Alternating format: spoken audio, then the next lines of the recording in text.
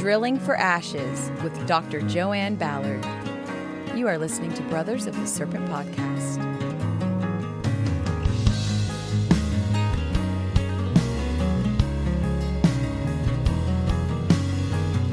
And welcome back, ladies and gentlemen, boys and girls, angels and demons and monsters and serpents. This is Brothers of the Serpent podcast, and we are coming to you not live this week from the 10 by 10 by 10 tangent cube of science, where we are nestled amongst the dusty bones of an ancient seabed high atop the Edwards Plateau. We are joined by the Watcher this week. He is here. He is watching. He is going to be helping us out with this show. Thanks for coming on, buddy. Really appreciate it. But we're also joined by a special guest, Dr. Joanne Ballard, who is a geologist. She specializes in analyzing lake sediment cores, paleo wildfires, and she is a member of the Comet Research Group. Dr. Ballard, thank you very much for coming on the show. Thank you. Thank you for having me. So we met you at the Cosmic Summit, and you were on stage answering questions a little bit after... Was it Mark Young's presentation? Right. Sorry, I was very distracted during the summit. He was nervous. I was nervous, and I had my own presentation to do, so I didn't get to see a lot of things, and I wasn't paying a whole lot of attention. But we're glad to have you on the show. And can you tell us a little bit about your background and how you got involved with the Comet Research Group? Okay. Well, I became interested in earth sciences, and in particular, the woolly mammoth extinction, the megafaunal extinction some 12,800 years ago, and just became very passionate about that, what an interesting problem that is, what caused that. And so in 2007, Rick Firestone and Alan West and many other authors came out with the Younger Dryas extraterrestrial impact hypothesis, that some comet or a bolide of some sort came from outer space and crashed into the earth and caused mayhem. And so I thought this was like really interesting to have a catastrophe connected to that. So I went back to school. I went to the University of Cincinnati and started studying lake sediments, because those give you a window back in time. You take a meter length of mud that is about 2 inches in diameter, and you drill down into the lake mud and take meter after meter into the lake mud. And the deeper you go, the further back in time it is. And you can, and the reason we use lake mud is because if the lake has not dried up, that's considered to be a fairly steady state repository of what was going on around the lake, and can give us a window into climate, environment in the past. So we can look at things called proxies, which are stand-ins for what was happening. You know, we didn't have a paleothermometer, so what can we use to look at past temperatures? You can look at chironomids, ostracods, diatoms, all these little creatures. Yeah, well, I was going to say, whoa. Right. Okay, they're little creatures. Okay. They're little creatures that live in the lake, and you know, people studying different species of those today can say, oh, well, this type likes to live in this range of temperatures. This, this species likes to have clear water versus muddy water. And so you look at all these different things. Some people look at pollen, and by looking at pollen, that gives a view into what vegetation was growing in the region. So what I studied was charcoal, to try and understand if there was massive wildfires at the time of this mammoth extinction, megafaunal extinction. Was there a big wildfire, a charcoal spike? So you have to, as a scientist, you have to have a systematic way of analyzing those lake cores. And so that was a new thing to me. And so I started out with one method, and then maybe a year into my studies, I met with Kathy Whitlock, who was like the queen of charcoal studies, so I went to her lab and studied with her for a couple of weeks and learned a new method, which you take a couple of cc's of the lake mud and you go every centimeter and sample 2 cc's. And each of those samples, you're going to put in a cup with bleach and sudsy solution leave it sit for 24 hours. Then you're going to sieve it with a particular size sieve, because you got to standardize what you're doing. So you treat all your samples the same. Mhm. And then you're going to count how many bits of charcoal you have and build your charcoal record. Wow. And so I cored with my advisor and some volunteers. We cored 4 lakes in Michigan to get the mud for this study, and I analyzed all of those for the charcoal data. And then at the Younger Dryas, yes, there was a spike of charcoal, but there was also some other spikes earlier. So it's like, oh, well, what's that mean? Did you have like multiple extraterrestrial impacts, or are there other reasons for why you have these other charcoal spikes? And what was the vegetation in the area? You have to look at that too. Yeah. How much earlier were these other spikes? Can you give us a ballpark?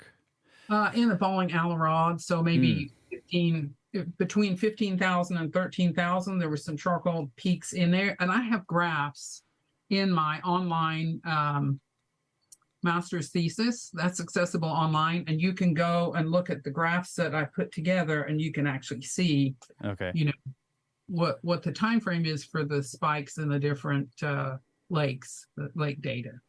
So they didn't particularly line up with any other anomalies like the meltwater pulses or anything like that? No, not really.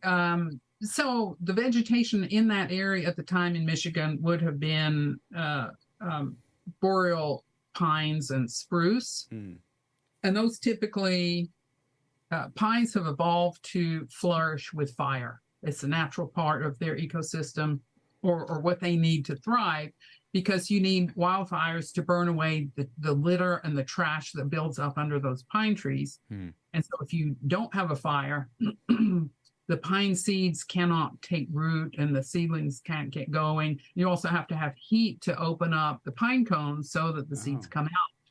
That's cool. So, it would be a natural, and we see like wildfires in Canada and in Greece today, that's going to happen.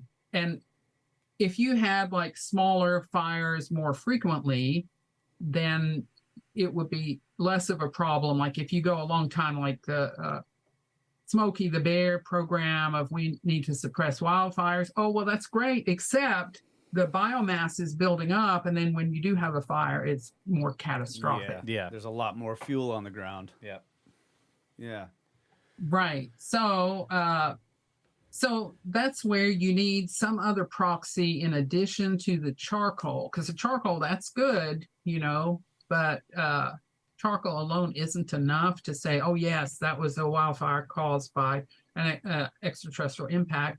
So that's where it's helpful to have some other indicator, geochemistry.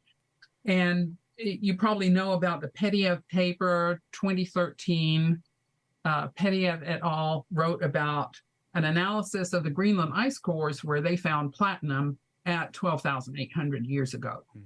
Yep. And he said that's a global signal, and they don't think I don't think he didn't think it was volcanism, because platinum can be in volcanoes. So that seems to be pretty good evidence for extraterrestrial impact. And then Christopher Moore has also found platinum in some terrestrial sediments he studied that date to the onset of the Younger Dryas. How deep do you normally have to go in these lakes to get to this boundary? Like how far down in the mud is it usually, or is it different for every lake? It's going to be different for every lake, but it's surprisingly not very thick for like when you're trying to figure out how much sediment, how much time does that represent? Yeah. To begin with, you may get like a lower radiocarbon date and a higher radiocarbon date, and then you take your depths and you kind of average and interpolate what is the accumulation rate, and it's usually like less than a millimeter a year. Oh, okay. So actually, it would probably be good for me to pull up my thesis to look at that, because I can tell the depths, that we went. Yeah. A millimeter seemed like a year. it was, you have to get through all the water first. Right. So you've got to go down and then reach the sediment water interface, and then you start drilling down, and you're going to have a lot of Holocene squishy mud, and then you go down deeper and you get into, mid Holocene, early Holocene, and then into the Lateglacial stuff. So I think we pushed through the squishy mud stuff, because we weren't really interested in the Holocene. We wanted to get back to the Younger Dryas to answer that research question. Okay, I think the Watchers got the, what is this, link to the paper written while at the University of Cincinnati about the lakes of East Michigan. So we can put that in the show notes. He's got the link up there. So, so did you look for more proxies? Or did you just have to coordinate with other people? Well, that's a good question. So at the University of Cincinnati, with that being a master's degree, that was just 2 years. And so the focus was on getting some radiocarbon dates and doing the charcoal data, and that was it. But I was also looking underneath the microscope and learning and making observations about what other things, are there, like Daphnia, the water flea. There was all these strange biological organisms, and it was the egg cases of the Daphnia, the water flea. So that's where I reached out to some other experts, pollen experts, biologists, and would ask them sometimes, like Eric Grimm helped me with that. I said, do you know what this is? And there's also places like University of Minnesota has this image sieve for different things they find in lake cores. And that is a useful resource sometimes if you're trying to identify something and look. So after Cincinnati, then later I went to the University of Tennessee. I had another opportunity to work on lake sediments with Dr. Sally Horn. And so Dr. Horn, Tom Lowell was my advisor at Cincinnati, Dr. Tom Lowell, and he's a glaciologist. So that was a very interesting experience to have a sedimentologist, glaciologist as an advisor. We even took a field trip to Iceland to learn about glaciers. So that was really cool. But the benefit of being at University of Tennessee with Dr. Horn is now she's a pollen expert and a macrofossil expert. So now I can add this to my repertoire. And some of the lake cores that she had already in storage, she had the pollen data already done by Hazel Delcourt, Dr. Hazel Delcourt, her predecessor. So I could build on that pollen data and get the charcoal data and get geochemical data. And then there was this other unexpected thing that I found as I was studying these cores, and that was some of them, like Cahaba Pond. That was a site studied by Hazel Delcourt and her husband, Paul Delcourt, a geologist, and that is in Alabama. And so those cores were in Sally's lab, and they had dried out, because they had had them a long time, so they dried out. So we wanted to get the charcoal data out of it. And that core was interesting in that the bottom of it, the older part, was kind of this tan look to me. Just visually, it looked more mineral rich. And then as you came into the Holocene, it became organic. So that could be consistent with shallowing of the pond, but also, why do you have all this? Or what caused that change? Was it simply a shallowing, or was there some event or something went on? So the cores were dried out, so I had to take a hacksaw and cut them at 1 centimeter interval. It's like, oh no, cut these cookies. So Sally's like, you cut those cookies, cut them into cookies, take half of the cookie, save it for archive, take the other half and dissolve that and give charcoal out. So while I'm doing this, I'm seeing these crystals. It's like, what are these crystals? And Firestone and his co-authors were saying there was nanodiamonds and carbon spherules, and I thought, oh, these crystals, could they be nanodiamonds? So this was very interesting. I said to Sally, what's a likelihood of us finding another proxy in lake mud, such as from ash? If you had this catastrophic fire, maybe there would be a lot of ash. And could we find an ash signal? And she didn't really think so. And I thought, well, ash would tend to dissolve, wouldn't it? And so in a river, it would probably dissolve and then just get washed out to sea. And so I wasn't sure it would really be a good idea or anything. And also in studying wildfires, you look at catastrophic fires as a comparison. Do we have any analogies in historic time for a catastrophic fire that we could kind of study for? Is there something we can compare to? And so the Great Chicago Fire and this is where the watcher can look this up. The Peshtigo Fire of, I think it's 1871. Peshtigo, Wisconsin was pretty much wiped out by this catastrophic fire. The same day was the Great Chicago Fire and these fires in Michigan. And this is like so unbelievable. And there was an eyewitness to the fire in Peshtigo, and that was Father Pernin. And so he's describing this, and the setting was such that they were doing a lot of logging, and all this logging debris was laying about. And there was also like smoldering fires in a swamp off to one side of Peshtigo. And at some point, they said there was an explosion in the swamp, and the fire behavior was very strange. Like the fire was like a fireball hopping across the treetops. Yeah. And in the end, there was this thick layer, like, I don't know if it was a foot thick, 8 inches thick, but everything was burned, and there was just very strange phenomena that occurred.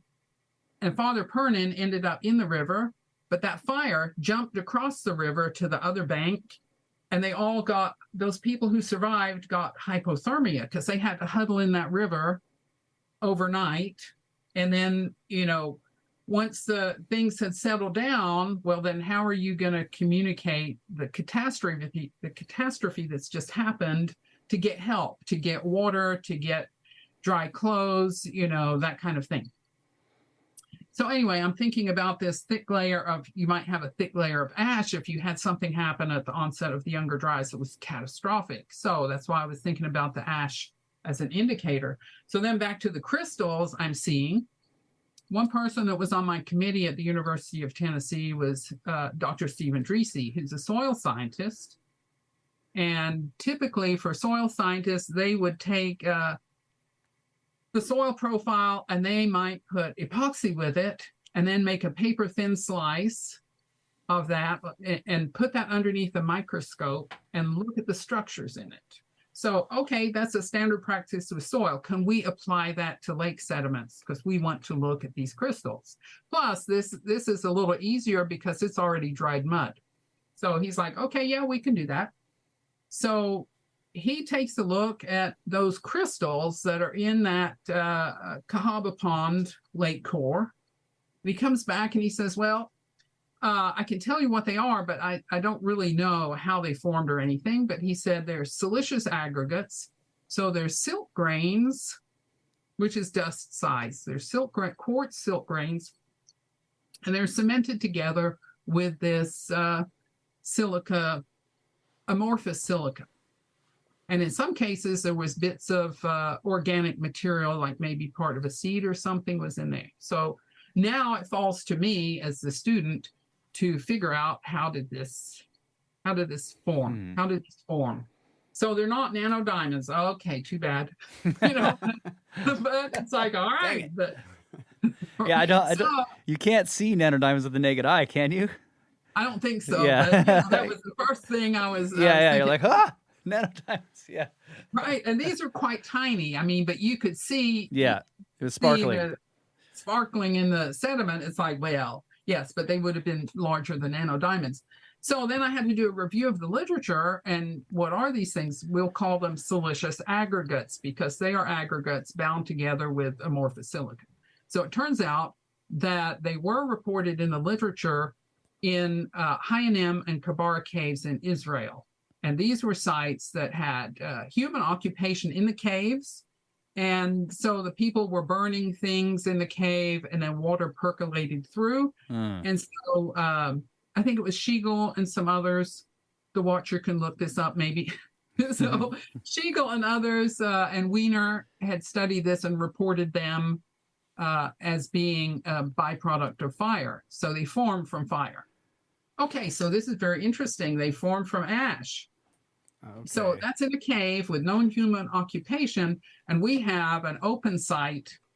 And where we found these was roughly around late glacial time, so maybe onset Younger Dryas. The problem with some of the lakes in the southeast is they sometimes have hiatuses in them, and they sometimes will dry out. They're typically sinkhole ponds.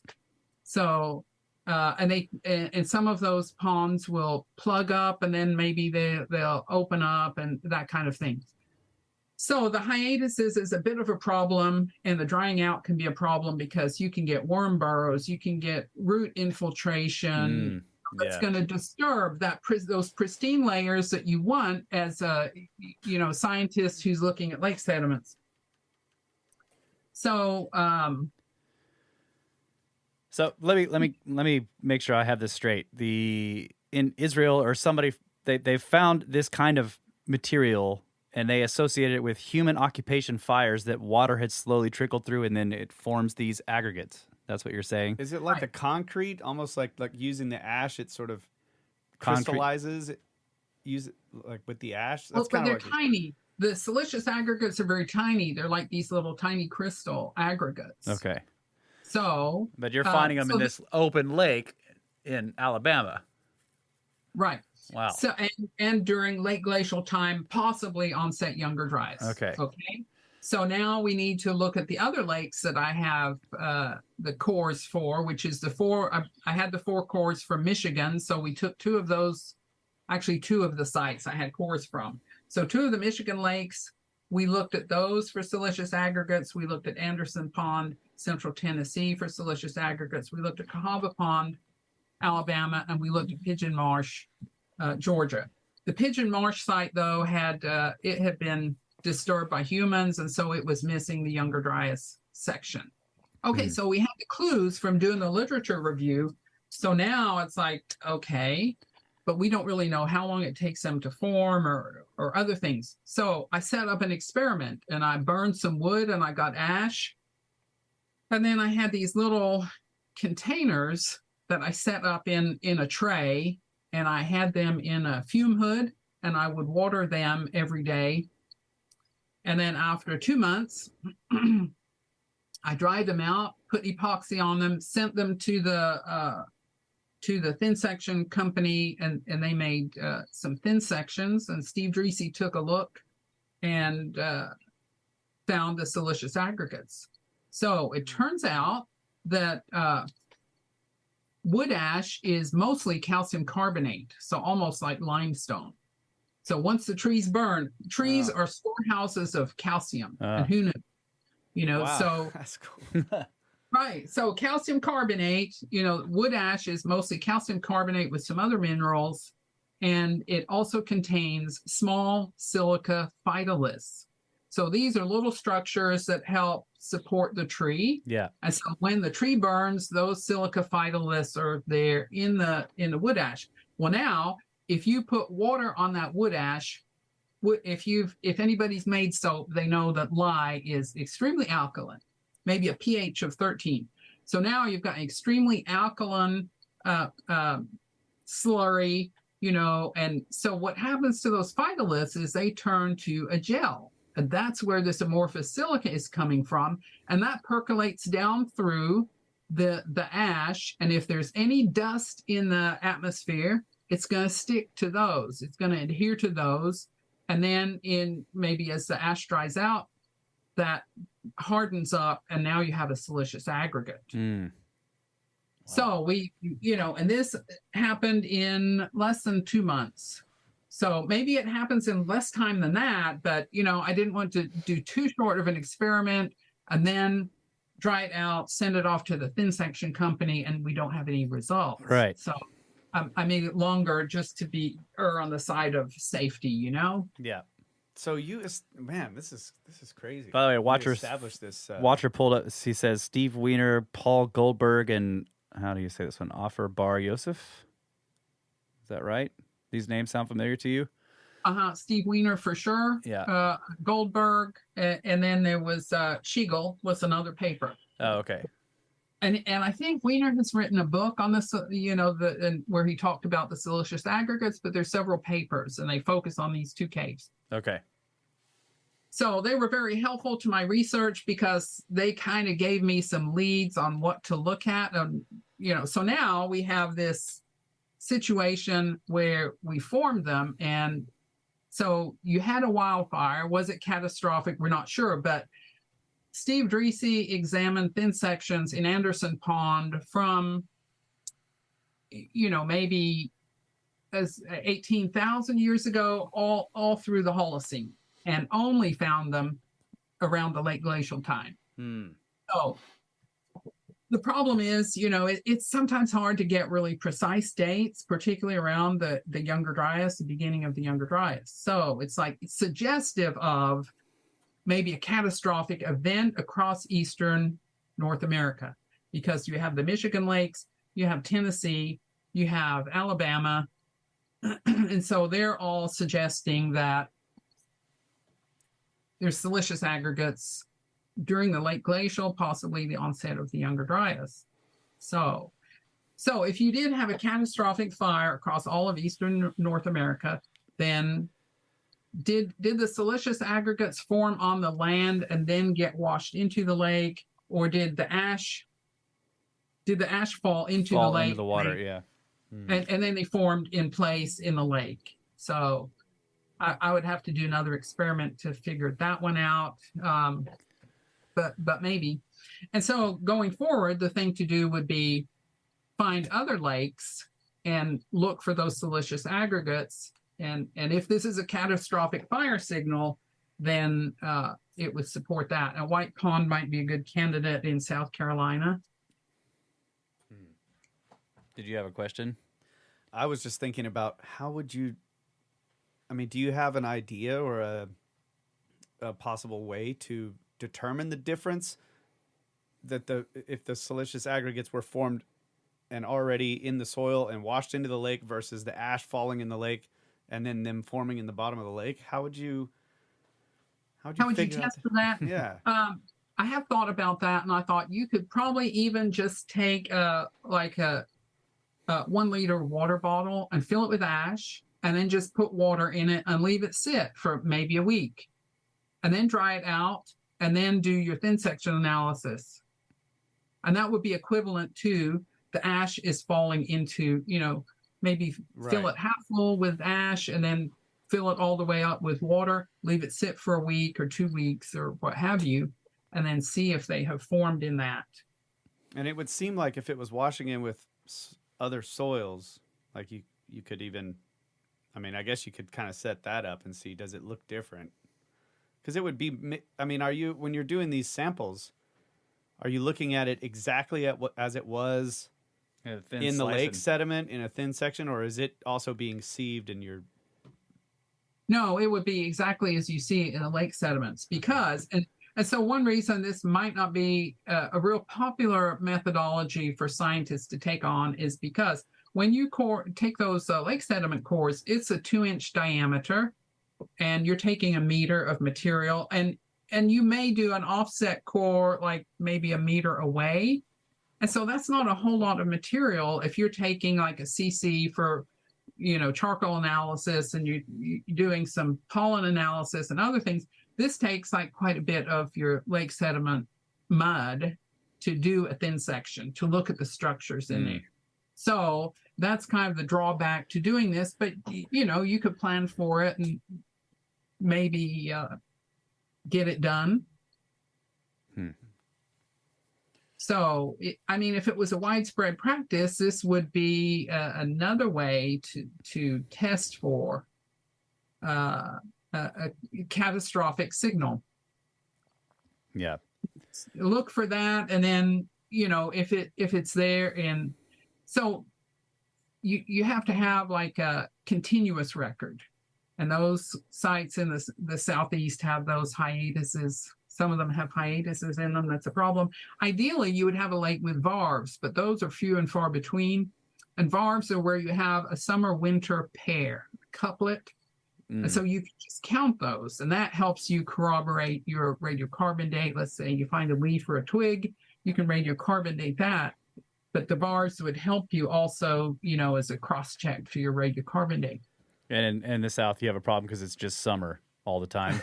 And it cools off a little bit in the winter. Not that much. Yeah, it's just a cool summer, and then go back to summer. Yeah.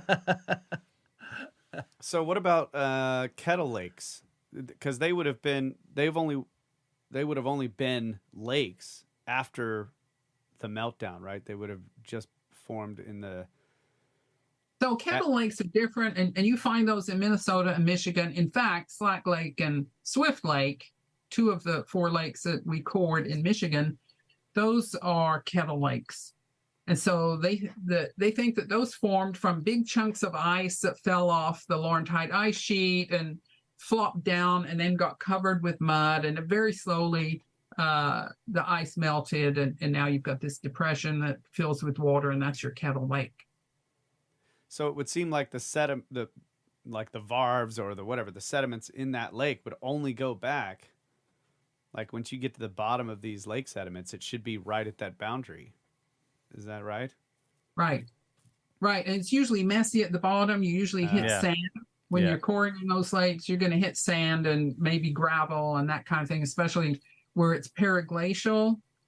You're going to have different sizes of rocks, sand and gravel, which is hard to, you're not really going to go any deeper. Yeah, because the ice is dropping stuff. Yeah, that's true. Yeah. And then, if that ice boulder or whatever it was that made the kettle lake sits there for hundreds of years melting slowly, yeah, that's true. It's going to be way past the event that you're looking for, maybe. That's it. So you have to find. Go ahead. Sorry. Okay, so if you look at a reconstruction map of how far down the glaciers from the Laurentide ice sheet flowed and when they receded, and people have studied this, you could say, well, Flint, Michigan, where these cores were taken, where these lakes were in Michigan, you could say, well, maybe it would have been around 16,000 that the ice had withdrawn, maybe 15,000. And so when we got radiocarbon dates, I think we had a date that was maybe 16,000 years old, which okay. So this kettle lake then was formed just from the recession of the glacier. Okay, it's like a chunk of glacier. Was okay, that's cool. Yeah. Right. So the drop stones that you're thinking of, those might be in like glacial Lake Agassiz, which would have an ice layer on it during the winter, and maybe it would be open in the summer. That's where you're going to get, if it was to be varved, that's how you would get your summer-winter layers. But also you could get drop stones and other things that have drifted out there on maybe an iceberg on that huge peripheral lake. Yeah. But there was some gravel-sized chunks in the Michigan lake cores, but of course you're using that 2-inch diameter. So if you were to hit a boulder, you're not going to bring that up. Yeah. It's going to hit that, and that'll be the end of it. So we did core through like some fish. There was like an entire fish skeleton down there in one of those lakes. And, as you're starting to like analyze and take sediments, here's a fish rib and, other things associated with a fish. So that was an interesting feature of that lake. How did that fish get there? Right. And why didn't it get eaten by other things and get dispersed? Did it get buried quickly, or how would it still be down there? Yeah. That is interesting. That is weird. That is interesting. And how did fish occur in those lakes? That there was an ice sheet there, and then how did the fish come to be there in these lakes? That is weird. That's what I was asking. Like, wait, how did the fish get there in the first place? Some kind of Fortean explanation for that one, I'm sure. It rained out of the sky. Rained out of the sky with a water spout. No, probably the fish eggs traveled on the bird's feet from lake to lake. And eventually, maybe it happened over decades or something, but that's probably how they got there. Okay, that's a pretty good theory. It is. The fish eggs got stuck between the bird's toes. Yes. Huh. I never thought about that. All right, I mean, birds eat fish whole. So it's possible that a bird ate a fish, an entire mama fish, and was flying over this kettle lake and regurgitated it. yep. Well, I that? think some digestion would occur in between before it came out the other end. And You don't think the eggs on their feet would dry out over that period of time while they're flying? I don't know. Maybe if the lakes are close enough together. Yeah. Yeah, okay, so then they make their Come way. on, And they the way- rained out of the sky. This is the He best. wants them to rain Right. out of the sky. All right. We'll chalk that up as hypothesis number 2. Okay. It's always good to have multiple working hypotheses. It is. If you don't understand something. All right, it's break time. All right, we'll take a break. This is great. We'll Yes. be right back. Yeah.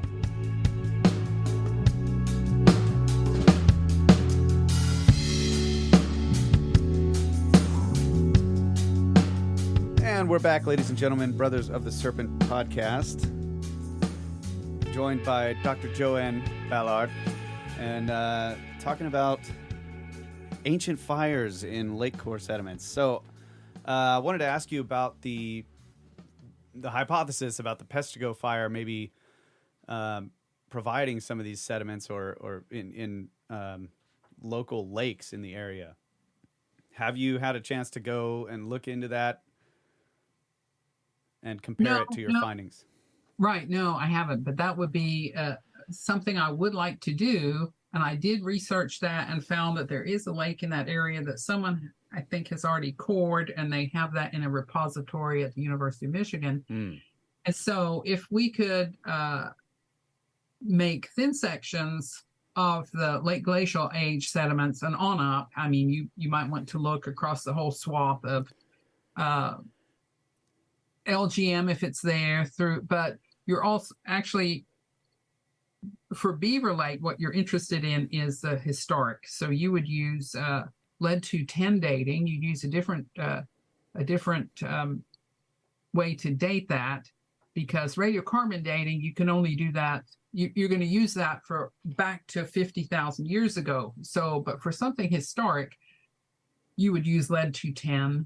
And also those historic sediments are going to be squishy. So if you were to go collect them yourself, you might have to use a freeze core to get them. But anyway. Oh, can you describe that? Like, I'm imagining they pull it out in a tube and then put it in the freezer. Then you have to cut it. I think I saw it done once, and I think they use liquid nitrogen. And freeze it while they're doing it. Oh, in a container and drop that down into the mud, and then the mud froze on it, and then you bring it up, and then you have to like wrap it in aluminum foil. And so then you would wrap it and preserve it and put it in the cooler, or wrap it in dry ice or something, get it back to the lab, and then you're going to do your analysis because you want to keep the sediments intact. wow. So you want to go back to 1871 and look and see if there's siliceous aggregates in that lake. Because probably in the terrestrial environment of Peshtigo, if you went up around Peshtigo, all of that has now been disturbed. You probably couldn't even tell that there's been a raging fire there in the past that was catastrophic. So the trees have probably soaked up a lot of the evidence, the calcium carbonate, and that's all been recycled. And the winds would have blown it all around in different places. So right, that too. So how much? So I know this is a little off the subject of the science itself, but with the Comet Research Group, there are a bunch of independent scientists doing this work, and they're, I know they take donations. We donate to the Comet Research Group a little bit. Yep. So how much would this cost to do, or maybe if you don't know a figure, like how much resources would it take to go get these sediments, and does it take time? Would it be fairly easy to do? You have to contact this Sorry, go ahead. Right. It would take time, maybe a day, and you could, maybe I might hire somebody to do it. Like at the University of Minnesota, I actually went there and took a lake coring workshop with the person who ran that lake core laboratory, which is like 5 stories underground. And so that's another thing that the watcher can look up, that lake core lab in the University of Minnesota, because it's pretty cool. It's a repository for all these different cores. Some of them are ocean cores, some of them are lake cores. And so that's where they had the tools to do this freeze coring. And we had asked, can you show us how to do that? And so Amy Mirbo, she was the one that was leading the workshop. So she did a demonstration out in the lake on how to do that. So I would coordinate with them to get that done. And I would guess,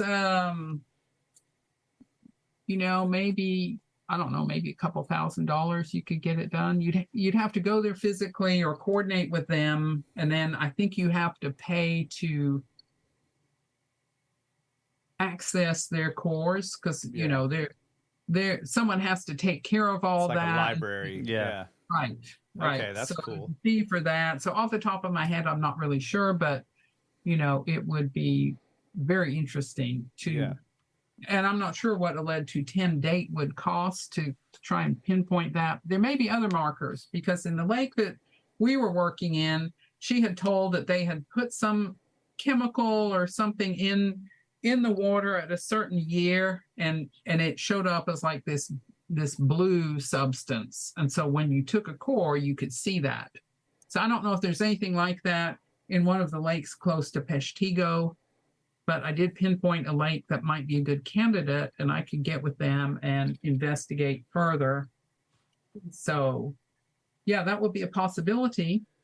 So would they have the incentive to do this? I mean, if they're not, because I know that the Comet Research Group, or at least the Younger Dryas impact hypothesis, is not exactly standard model. Right. So they wouldn't have they're just a repository and facilitators. And so you would have to go to them and fund them, like, hey, I want you to do this. If I want them to do the sampling for me, then I'm going to pay to have it done. Got it. Yeah. So they could potentially do the work for me, because if they already have the cores from that lake, or they may have to go back and get more. And so I would have to look into that a little bit and get back with you because it's been a while. I looked into that like a while back, and, then I've gone off on other tangents. Yeah. So. Yes. I'm just curious, how the process works, to get that done. But that's really cool. So back to the charcoal, I was just, these abundances that you're finding, or this spike in the charcoal at the onset of the Younger Dryas. I remember reading about the biomass burning, where they were talking about possibly like 10% of the biomass burned at that time. A literal decimation. Yeah. So does the spike that you found, you think that this is not necessarily evidence of an impact, but this is sort of supporting evidence for that biomass burning? Or was your charcoal what gave them the idea that this is how much burned? I mean, how did they come up with that number? I'm not really sure. So I just quantified the charcoal, and you're kind of pulling different things together. So I'm sorry. So I will say it's kind of hard to infer that from the charcoal spikes. I mean, I guess because I'm conservative in the charcoal data that I have, but I can also imagine that if you do have an impact, a cometary impact, or some kind of bolide like you had at the KT boundary, or, if this happened at 12,800 into the ice sheet, you've got a really weird situation, because it's not necessarily hitting directly into the ground, it's hitting an ice sheet. And now you've got meltwater involved, and mass redistribution that's going to be really crazy. And then you're going to have a lot of soot in the atmosphere that is going to shut out the sunlight.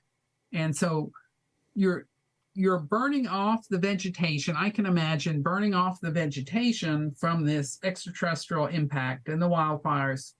And then things are going to get stagnant because you've got this overcast sky. And then as things try and regrow, I mean, if you look, for instance, out west, if they have like some extreme fires in Yellowstone, and then 18 years later, you couldn't even tell there was a wildfire there. Mm-hmm. So I was visiting Yellowstone, and so I saw that, where they told that 18 years earlier, it looked, like a moonscape, and here it bounces back. So in the event of you have something that's more global than that, and you've got the soot in the atmosphere for, let's say, a couple of years, and things try to sprout, but they can't really flourish because there's not enough sunlight. So now you've killed the seeds. It's going to take quite a long time, in my view, for the vegetation to come back. And it may have to come from like way far away, and you've got this barren, stagnant landscape that's all soggy and burned, and so I think that's where and also the meltwater pulses, you're going to have like an ice lid over the North Atlantic, and not that much. So that's going to increase windiness. That's an Occam Brower paper where he thinks there was increased windiness due to that kind of phenomenon. And younger dryas is as people have studied it, it's a return to glacial conditions with increased windiness and increased aridity, and it was colder. And in Europe, it was more, there were fewer trees and more of a meadow type situation. Yeah, that's what George has told us multiple times, that the boundary material is at the bottom of the black mat layer. That's right. And the black mat layer is actually like from this cold wasteland, dank, wet, mold, whatever, fungus, algae, yeah. But not much vegetation was able to grow for a long time. Man. So would you? Right. I'm thinking again about the lake cores though. If you start out with the burning, and then so you have layers below that would sort of be the end of the Pleistocene and whatever was going on there. Then you have this massive burning event, and you have all this charcoal, and then above that you would have the wasteland conditions. So it seems like the sediment layers above that would be more like devoid of, say, like leaves and all of these bits of organic material, maybe more dust and sand and right. Whatever. So you might get more dust and sand, and in one of my cores for sure, there's kind of an erosional pulse. So it's more sediment than organic, and also if you've denuded the landscape, then it's going to be more unstable. If it's windier, you're going to get more dust blowing around. And there would be more dust during glacial conditions too, because it was colder. Mm-hmm. So those are good questions. And so one of the things that to consider when you're looking at extraterrestrial impact is the shock wave to the atmosphere will result in breaking up of some of the nitrogen bonds, and you get nitrates that form, and then that rains out as nitric acid rain. And so in some of the lake cores in Europe, they talk about explosions of diatom growths or algal growths. And so this can happen if you have a nutrient pulse. And we see it today where there's agricultural runoff, that's nutrient input, and then you get algal overgrowth. So that was one of the things. Nitrogen fertilization. Oh, wow. That is so cool. So the shock wave does this? That is crazy. The shock wave does this. And so in the Greenland ice cores, if you look at the proxies in there for ammonia and nitrate, there's a spike in those. And so is that from wildfires? That can be a signature of wildfires, but can also be a signature of acid rain. So you would have to do some kind of analysis, I think, for the isotope 17 oxygen, which is very rare, but apparently some people can do that. Meredith Hastings, I think, is an expert on those kind of isotopes. And so I wanted to partner with her, and can she like look for the 17 oxygen and determine if this is a wildfire signal or if it is nitric acid rain, because they would be different. And it turns out everybody wants a piece of that Younger Dryas ice core, and there's not enough of it. Not enough of it. And it takes a lot. If you're looking for that 17 oxygen, you have to have quite a bulk of the ice to do it. So it's like that was kind of a dead end. Oh, because it's rare, so you need a big chunk to find a sample. Okay. Right. Let's go drill. We'll go find you a piece. Drill, baby, drill. Okay. So, and that was another factor in when I was thinking about these siliceous aggregates. If they're unique to the late glacial or onset Younger Dryas, why don't they form at other times as it appears? So this is a preliminary study, so we would need to do more analyses to find out if this is for sure a thing, that it's definitely late glacial, or if they do occur at other times. Because if they formed in the caves in the presence of ash and water, you would expect to see them, like if there's wildfires. That's why I was wanting to go to Peshtigo and look for that, to try and understand that better. But I thought maybe was it because of the nitric acid rain? Maybe that's a factor.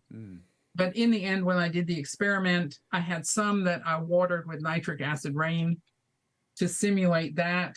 And the best ones were in the plain water without the nitric acid rain. So it's like, well, I'm sure that would be neutralized by the extremely alkaline ash. So I don't know that that's really a factor. Couldn't really establish that. So anyway, but that's really cool. the thing. Yeah. I love these experiment stories. Right? I'm a big that's fan. how you find out. Conduct an experiment. So then there's also the black mats. So the black mats you're talking about, most of them have been found in the Southwest. Yes. Because that's like a desert environment. But there are also black mats in the Netherlands and Belgium and Europe. And they're called the U.S.A horizons, named for the town where they were first described. By Bas van Heel. That's Vangeel. He's a biologist in Amsterdam. And so he described them because they occur in the cover sands over there, and they are charcoal rich. There's maybe wood in there. There's also fused quartz, melt glass, and sponge spicules. So what was the last one? Sponge what? Sponge spicules. So these are like little structures inside of a sponge that are made of silica. And they're kind of they come in all different shapes and sizes. That's like a whole side study to get into sponges and studying the remains of those and identifying them as to species. But anyway, there were definitely silica sponge spicules in that black mat in the Netherlands. So I had samples from a Dutch scientist from one of the U.S.A horizons. And so in 2011, I went back there and went to 3 more sites and coordinated with Bas in order to get samples at some of these sites, Luterzand, and 2 other sites. The one was at Lommel, Belgium. One was near Amsterdam. And so I took samples from there and then studied them under the microscope. And you can see the pictures of what I found in a PowerPoint that is on my ResearchGate site. If you're interested in seeing what was discovered there, there was even wood that had silica melt on it, and the wood looked fresh, like something had happened. And now, the silica melt was on it. So to me, this says that's a thermal pulse. And the U.S.A black mats typically date to, the Balling-Alerod Younger Dryas transition, which is onset Younger Dryas, around 12,800 years ago. Oh, man. So that's pretty exciting. They also, in Germany, they're called Finno soils. And so the Dutch typically refer to these as soils. And it's like, those are not soils. That's an event horizon. There's a ton of charcoal in there and soot. There's a lot of soot in there. So Bass wrote a paper that was saying, well, you wouldn't have to have an extraterrestrial impact to get that layer. So he's being very conservative. Yeah. Scientist, he's being super conservative. He says all you would need is for the forest to be tinder dry, and then you could burn the whole thing down. So that's his conservative side coming out. He was very interested in studying the black mat that was reported in Saskatchewan on the Discord app.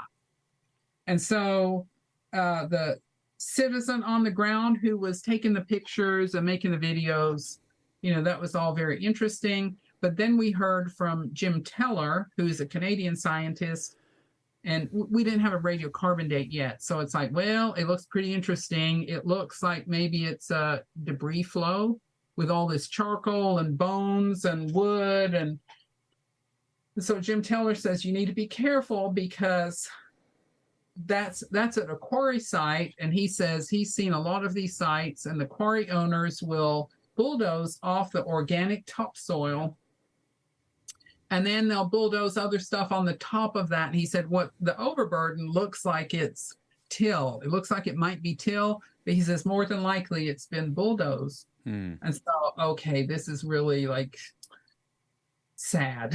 Yeah. You're all excited this might be a good site, and then it's like, oh my gosh. But we still don't know for sure. We would need to, and so should we pay for a radiocarbon date? The radiocarbon date would cost $500. Okay, we have this new intel that says it might be man-made. So therefore, should we spend the $500? I would say not. I would say you need to maybe dig in that black layer and see if there's any man-made trash. That's what I was going to say. Yeah. Lithics. Yeah. Just find some lithics that are known. Or if it's modern, you find a can lid or something. Oh, right, yeah. or barbed wire. Yeah, barbed wire, a nail. Teller was saying barbed wire. If you dig in it, you might find barbed wire or something modern. The other thing would be to contact the quarry owners and ask them if, do you have this practice of doing this? Because they were coming in from the side doing the quarrying, so why would they mess with the top? Well, maybe they would do that if there was trees up there that could fall on their head. I don't know. Yeah, site prep. Yeah. Yep, for sure. You might flatten it out. Yeah, so it was a little disappointing that it looked very exciting. And these black mats, these so-called black mats, were across a 8-kilometer range. And he had pictures from 11 different sites. And it sounded very promising. So as a scientist, you have to be super careful. And that's where you have to entertain those multiple working hypotheses. And okay, I would like for this to be, shut this off. We didn't hear it. Yeah, it's fine. That's if there's an 8 different. How many different sites did he find this? Over 8. 11, I think 11, but over 8 kilometers. And they look similar to each other. I doubt that doesn't some seem like kind of bulldozing. dozer overburden. Yeah. I mean, that's. They're all quarry sites. These are the Lake Lenoir Hills. And I think they're quarrying for sand and gravel. So would they have conducted the same practices at all these sites to get the sand and gravel? I don't know. That's possible. Yeah, I guess so. Yeah, but I mean, I would think that what you would do is you would go in and you take the dozer and you clear all the topsoil off, because you don't want topsoil in your sand and gravel. You get all the topsoil out of the way, pile it up, and it'd be some big berm somewhere. First, they'd clear if there were trees and stuff on top, they'd clear the trees out of the way and all the grass. Then they'd push the topsoil off of the material that they wanted, and then they'd start excavating that material. It just seems weird that that they would leave a consistent black layer in, and bulldoze this other layer over the top. Yeah. Why would you spend all this time burying some other layer when you're going to be digging into that site? That doesn't seem right. We need to contact those quarry guys. I'm trying to solve these problems. I've tried. I didn't have much luck. I've talked to two different people, and I emailed another one. I still haven't found out yet, because it's we don't. Yes, it sounds like, oh, this is a no-go, but on the other hand, it could be the real deal hiding, in plain view, and you would like to confirm that one way or another. Mm-hmm. But is it in a place that could get a black mat? That's okay. It is. Okay. Is. So the original founder of this, JB's Anyways, on the Discord site, he had a paper that showed that this area was not glaciated at the time of the Younger Dryas, the onset of the Younger Dryas. Okay. Yes, it could have been, exposed and burned and that kind of thing. Okay. Interesting. Yep. That is cool. Yes. So it's just one of those things, That was one of my favorite questions at the Cosmic Summit. The guy was like, "How deep do I have to dig in my backyard to get to the black mat?" Do you remember that question?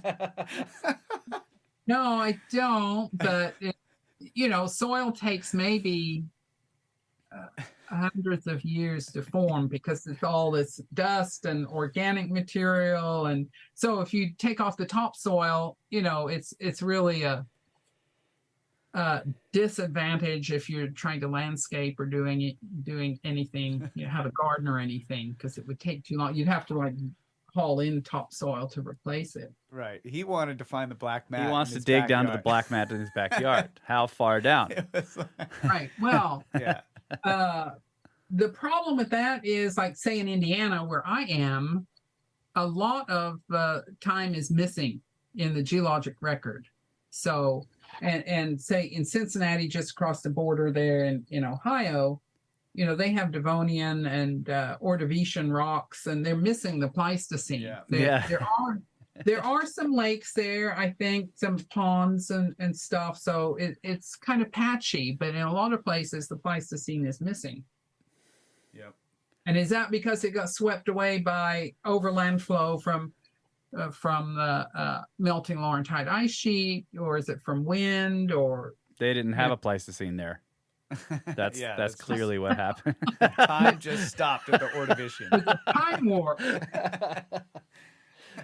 Yeah. Yep. I don't think she likes my scientific You ideas. don't. Yeah. You may never find the black mat by digging in your backyard. That's right. That's the key. Right. Here. And you may not have actually, we don't typically see it, probably because of disturbances, modern disturbances, and maybe it was eroded to begin with. But there is a place in Ohio that Ken Tankersley has studied, and that is at Sheridan Cave. And I went there with him and Alan West, and we took samples. And so I think Ken Tankersley has written that up, and that is a Younger Dryas black mat with a lot of Pleistocene bones of all different kinds of animals that were, when you have a disturbance of that sort, any of the survivors are, they're going to look for refugia, and they're going to be moving around and, not in their typical range. Yeah. We have a place like that very near here as well. We're on a plateau. It's an erosional environment, and it's all, it's like late Cretaceous bedrock, shallow marine. We have marine fossils everywhere, so it's all very old. But there's a cave very near to us here, and we've tried to go visit it a couple of times. We haven't been successful, but it also has a very thin black mat layer in it and a bunch of Pleistocene bones, and volcanic ash, So it's been studied as well for that time period. But yeah, it's rare. Like it just happens to have this deposit in it. So yeah, we got to go see that place. Yeah. So what state are you in? Are you in Texas? Yeah, we're in the hill country in Texas. So up on the Edwards Plateau. It's like the San Antonio, Austin area. It's all very hilly. And it's an uplifted plateau that has marine sediments and limestone. We have like Clovis sites here. Like there are sites around this area where people have found Clovis points. Yeah, there was a famous one in Austin, a sand pit. Yeah, so we know.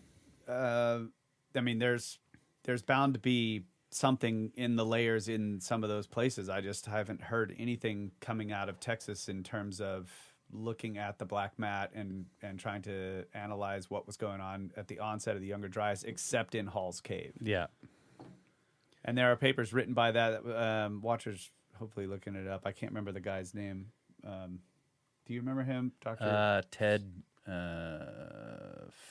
it! No, I don't remember. Not Ted Bunch. No. I'll figure it out. Yeah. Lundinus, maybe Ernie Lundelius. He's now he's in Colorado or something like that. He's at the University of Boulder. Yep. Now.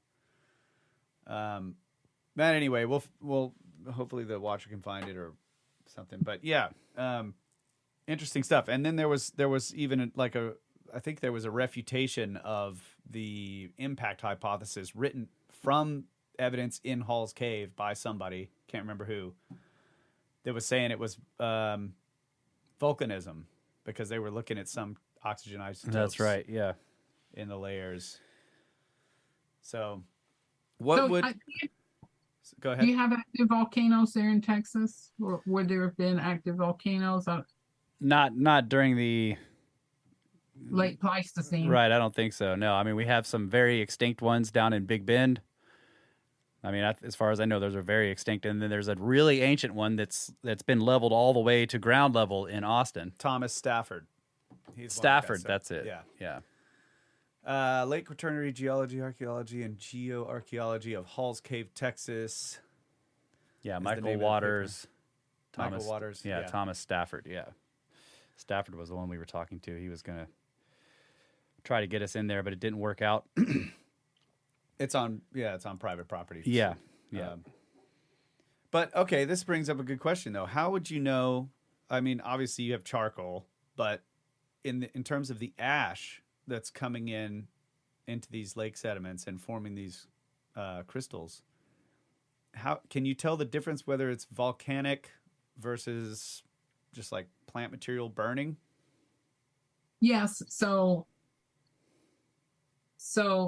for sure, because in eastern North America, we don't have any active volcanoes.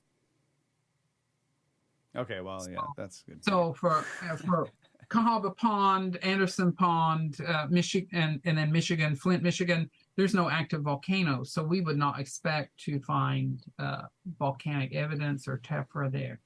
So if you were in Iceland or you were in Europe, they have the Locker Sea tephra that is used as a marker in some places. I mean, they know when that happened. And so tephra can be a good chronological marker if you have other things to cross date with it. So for my sites, there's no volcanism. Is the ash? I'm sorry. There's just no volcanism to consider, I don't think. I mean, it would have to travel a really long way. Yeah. And you'd have to have a volcanologist, I guess, look for those kind of things. And they can kind of fingerprint. If they find a certain thing, certain chemicals and shards and that, they can sometimes pinpoint that to a particular eruption. Mm-hmm. Yeah, they do. They do act like fingerprints. I remember going through this we were looking at all the dating methods. Tephra is a good marker. So, but is the ash made of? Does it have the same chemical composition as the wood ash? Like you were saying, No. No. Wood ash is really high percentage of calcium carbonate. That's what I was getting. So it would not form the same type of crystalline thing that you found in the thin slices. Right. No pun intended. It's a siliceous aggregate. That is the amorphous silica that is cementing together dust particles or organic particles, and they're quite small. The siliceous aggregates are quite small, less than a millimeter, maybe less than half a millimeter. So Google says the last time a volcano erupted in Texas was 30 million years ago. That's what it says. There we go.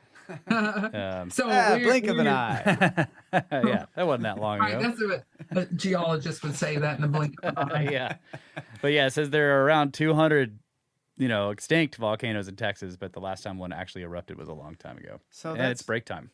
Oh, it's break time. Yeah. All right, fine. I wanted to refute this paper by this guy who was saying it was volcanism. Keep these questions in your head. Yeah. Right. Like, where's he getting I've heard of that paper, but we would need to study it to where are you coming up with volcanism if it was 30 million years ago? Exactly. Yeah. Yep. So that sounds like a weak point to me, but maybe we'd have to read it. Yep. All right, we'll be right back.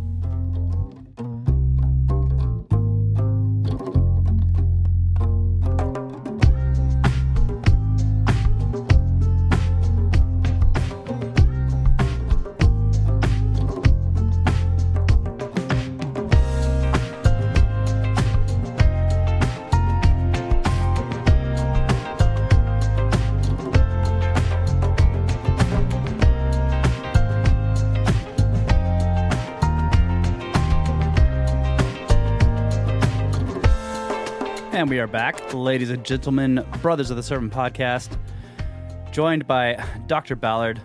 This has been a fascinating conversation. We got another segment left, and during the break, we were talking a little bit about something else that you might be wanting to look into. What did you call it? The green bone? Green bone breaks on woolly mammoths. Yeah. So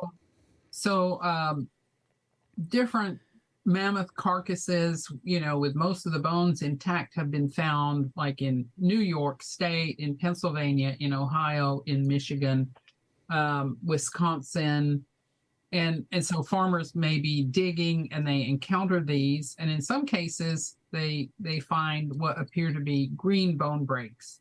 And so if you can imagine that Laurentide ice sheet is sitting there, everybody's happy, and all the herds of woolly mammoths are roaming the steppes, the meadows, the grasslands of North America, and then this bolide impacts the ice sheet, you're going to have meltwater, and you also might have like ice shatter. I'm imagining some ice chunks that perhaps this is how we got all those kettle lakes in Minnesota and Michigan and so forth.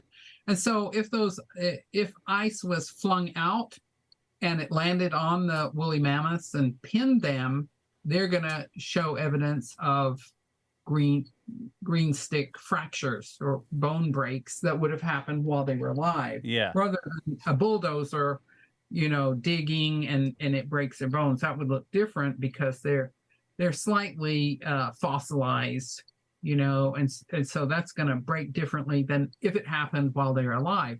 And so this could be a good line of investigation to look into, to look at all of those, research all of those sites, if you could, and see how many of them had the green bone breaks. And so I have done some preliminary checking on this, and Richard Laub is a paleontologist, researcher that's now retired. And so he's seen some of these sites, particularly, I think it's a Hiscock mammoth or mastodon. And he said, yes, there is some evidence to support that. So that's encouraging. So now I would have to, as a scientist, I would have to do a systematic review and go visit the places where these bones are stored in museums and see it, and maybe take a paleopathologist with me, such as Bruce Rothschild. So he specializes in looking at injuries and illnesses detected by looking at the bones of mammoths, sloths, what have you. And this looks like cancer, that looks like a green bone break, and this looks like some kind of malnutrition, etc. So that's a project I would like to work on. And in that on that topic, there's a researcher in Europe, Leshchinskiy, and he studied a lot of the sites in Siberia and Poland where he's found mass deposits of mammoths.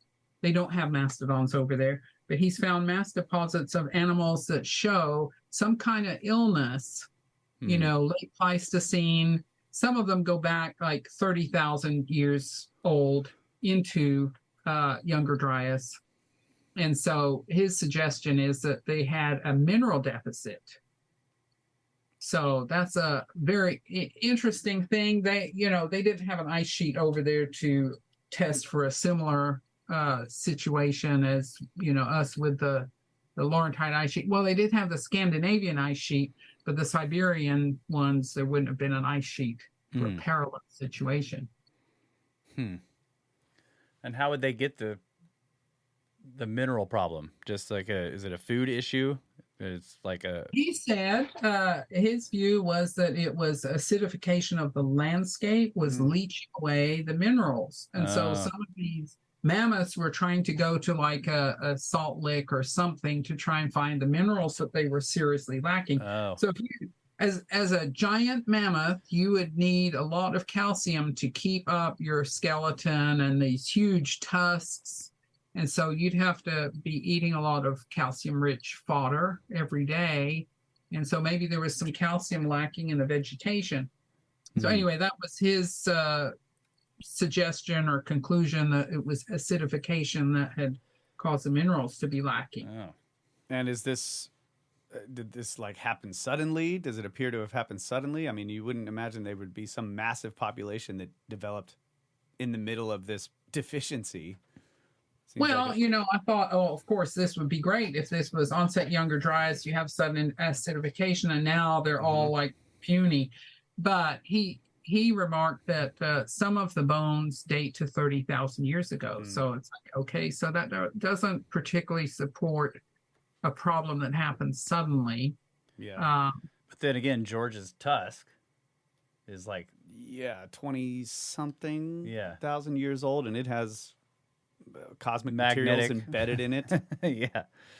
No, maybe there was more than one instance of things happening. You know, we tend to think, oh, these are so isolated. KT impact, that's a rare thing. That's 66 million years ago. I mean, that, if you Mark Ball's law, oh, no, that couldn't, statistically, we couldn't allow that to happen more than once in 66 million years. Well, if this was, say, the impact was caused by a disintegrating comet, it's possible that that comet had come through multiple times before and disintegrated a little bit. And so there would have been some material that could have caused impacts as the Earth passed through that debris field before the major one that caused this huge climate shift. Yeah. But it would just be, the next time the comet comes in and it disintegrates even more, or just that the Earth happened to pass through a fairly dense section of the debris. Right. You see that there's that woodcut, I think, that shows all those shooting stars in it. Apparently that was a historical phenomenon that must not have wiped them out because someone made a woodcut of it. Right. Apparently there can be pretty heavy meteor showers. Yeah. So you might want to have Bill Napier on your show. He's the one that is more of the expert on the astronomical side of things. And I think he's talked about the torids as a potential source for the comets or impact material. So, but if you have something, a catastrophe, you have an impact and all these fires, then any animals that survive, they're going to be totally stressed. Yeah. Right. And they'll be malnourished and they'll be struggling. And there's a study in the Netherlands where they collect fossils from the bottom of the North Sea. And this is a good citizen science project because they'll try and suck the sand from. They're trying to keep the channels open for the boats. They're dredging. And so they'll clear out that channel and they'll suck up the sand and spew it out onto the beaches. Well, as they're doing that, they pick up fossils. And so this has been made aware to the public by paleontologists over there. And so it's a hobby for them to go out and sift through walk the beaches as they're, after they've done this sand spraying and look for the fossils. And then they'll have a fossil day where they can bring them in and show them to the paleontologists who help identify them. And maybe they'll find a rare thing, like a saber-toothed cat jaw or something like that. And that helps science because, now we found this saber-toothed cat jaw and we didn't even know they had been in this area and that kind of thing. So one of the things that they had found from the bottom of the North Sea was, I think, a malformed woolly mammoth. It had extra ribs or something of that sort, and they attributed that to, maybe inbreeding because now you don't have as big a gene pool because most of the woolly mammoths are killed off, And so there's fewer of them, and perhaps that's why you get these strange extra ribs or missing ribs or that kind of thing. Wow. And so woolly mammoths survived until 4,000 years ago, and those that survive that long are typically found on islands like Wrangel Island in Siberia, and then the Channel Islands off of California and the Pribilof Islands. So that's kind of an interesting thing. Like, why is it that those relict populations are on those islands? Unless that maybe their habitat went away, and sea level was also rising. So, Wait, the Channel Islands had mammoths like recently, more recently. Right, they do, and they were pygmy. They were smaller. They were smaller, as if they're stunted, and maybe that's the inbreeding, maybe it's a lack of nutrition and that kind of thing. But they've radiocarbon dated them, and I think those date, to more recently, like 4,000 years ago. Man, that's cool. I didn't know that. A mini fuzzy mammoth. Mini fuzzy mammoths. Yeah, we need. Yeah. Well, that's a really cool idea with the green I was bone gonna break thing. I like that. Maybe you can get up to the bone bed. That's what I thought too. Because that guy has found thousands, tens of thousands of Pleistocene animal bones. What's his name? He has Joe Rogan had him on his show. He has like a warehouse full of these things, and they, you could go in and just walk around and look. Like, do they have fractures in that? A lot of them are broken up. But he's found everything. Elk. Oh, where's the bone bed? It's in Alaska, but I think basically he's a gold miner. Yeah, and he uses this. When they're mining gold out of the Alaskan, out of the ground, the muck. They have this. He used the hot water cannons. Yes, there's this cannon and just spraying on the wall all day long. Melt the permafrost, melting it away and creating this river, and it's like this 60-foot thick layer of frozen muck. And then at the end of the day, they come out there, and then there's just tusks and skulls and stuff, and they're just dragging them out. And he's built warehouses and just stockpiled all these bone fragments. That would be thousands of them. Fascinating place to go visit, because that has been described. Those muck beds have been described. I think the John Reeves. I'm sorry, John Reeves is his name. John Reeves. Yeah. And I think George Howard might be able to contact him. I think George Howard is in contact with him. Yeah. And yes, you're right. Those have been described for a long time. We read about them. What was the guy's name? There was a guy who traveled up there while they were mining and was looking at this. A geologist and a paleontologist was looking at all this stuff. And it's like they're mixed in with trees and all kinds of plants. And then there's antlers and tusks and bones of all kinds of stuff. And Reeves was recently on Rogan, and he was describing his whole story of this bone bed and how they've been dealing with it and how they've gotten scientists up there. And it's on like a little 5-acre tract of land. It has upset some people because he's found some bones that aren't supposed to be up there. What? Oh, I can't remember. One of the species that he's found up there is not supposed to have been that far north. Maybe a mastodon. It could be. I can't remember what it was. I don't remember either. But it's a fascinating show. Great interview with this guy. So did they probably have radiocarbon dates on them and have some idea on if it's a range of dates or if it looks like it was an event and they're all the same age? I bet you it's a mix. It probably is a mix. Yeah. He says he says the way it looks is like it was all washed in there and froze solid, like it flowed in. And so that is a totally fascinating thing. Like, how on earth are you going to freeze that permafrost? And I've read about this with all these animals. Some of them were stinking carcasses and trees. And so now you're going to flash freeze that. How are you going to freeze them? 60 feet deep and flash freeze it and there's still meat on the bones in some cases. It doesn't make sense. Yeah. Right. And there are carcasses in Siberia that have been unearthed. Yeah. Preserved. And so that's the permafrost again. And they say those are kind of rare, but how does that happen? Yeah. I don't know. It's something extraordinary. Yeah, he took also place. has described it stinks. Yeah. It smells really bad. Like they're still rotting, when you're washing them out of there. Yeah, it's like, I mean, obviously, if it was in mud, I mean, it's going to become anaerobic. It's going Yeah. to stink, but Yeah. then it freezes. I mean, it's just, I don't Yeah. know. It's They found fascinating.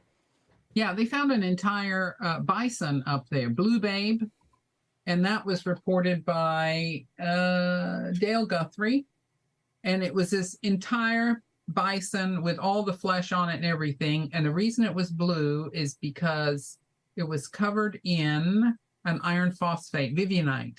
What? It is this gorgeous turquoise color. So anyway, yes, how did that bison get frozen with all its fur and skin and muscles and everything? Mm-hmm. So have you all heard of the Ivory Islands Yes. north of Siberia? And Yep. they estimate there were they've mined that for ivory, hundreds of thousands of mammoths Yeah. were there and then frozen. The bone, I don't know if they found carcasses that much, but they've got that many tusks out. Right. And what were they all doing there? Were they deposited there? The rivers would probably be flowing into the Arctic Ocean. And so maybe the bones somehow were eroded out and washed Yeah, and left the tusks. into that area, or, right. Yeah, John Reeves talks about these tusks and how the way they're shaped and how heavy they are, that they won't want to roll. move. They don't Yeah. roll. And he's like, how do you get this thing to tumble down? It had to be, in other words, like it has to be a really powerful current to move Right, these because things. if you get enough high energy water, it can move boulders. Yeah. Water can move boulders. Glaciers can also move boulders, course. but water can, if there's a flash flood, it can take your car and take it down the Yeah. stream. Yeah. So it would have to be a lot of force to move that mammoth's tusk. Yes. Very cool. Yeah. But Maybe you it's too definitely get up there and see if you can do that, maybe start in on that the green bone break yeah, hypothesis. because he's got so many bones, and not just of mammoths, but everything. All these Pleistocene animals, it's a whole bunch of them.